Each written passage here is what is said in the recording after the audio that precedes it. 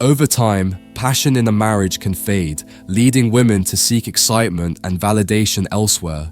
They may be tempted by someone who makes them feel alive and desired. Let's talk about relationships. There's this unspoken thing, especially with married women, that a lot of guys just don't get. It's not about weakness or some moral failing.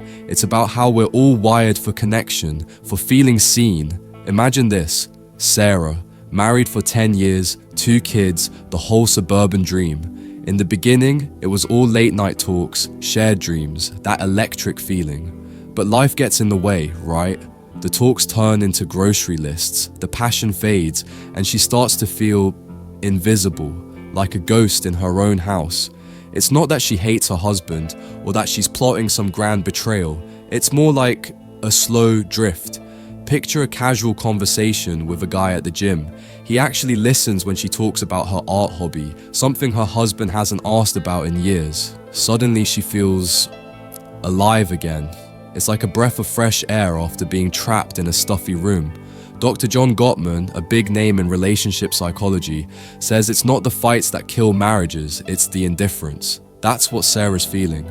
She's not looking for an affair, she's looking for that spark, that feeling of being valued. It's like that quote, "People will do anything to avoid being lonely, even if it means losing themselves." And it's not just about emotional neglect. For many women, it's also about losing their own identity.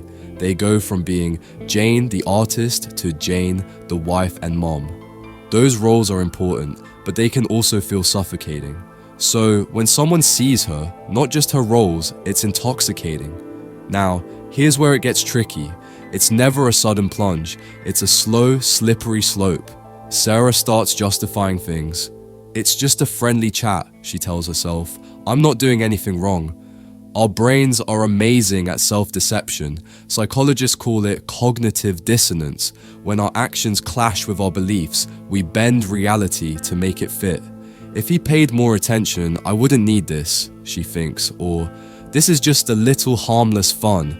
It's like, you know when you're on a diet and you think, just one cookie won't hurt, then it's 2, then a whole sleeve. That's how it works with emotions too. And emotional affairs, they're the most dangerous. Late night texts, sharing secrets, feeling that connection with someone other than your partner. It's not physical, so it feels less like cheating, but it's still a betrayal.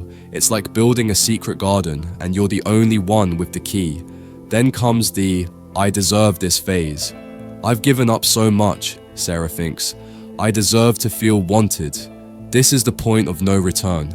It's not about the other guy anymore. It's about reclaiming something she feels she's lost.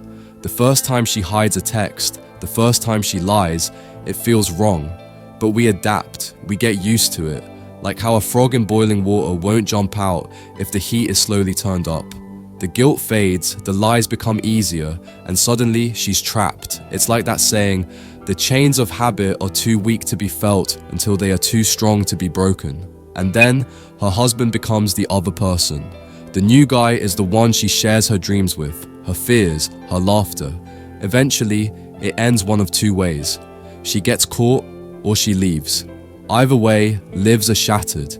It's not about being weak or immoral. It's about being human, about craving connection, and about how easily we can lose our way when we feel unseen. The power here is in understanding this, seeing the signs, recognizing the patterns before it's too late. It's about empathy, about understanding that we're all vulnerable, even when we think we're not.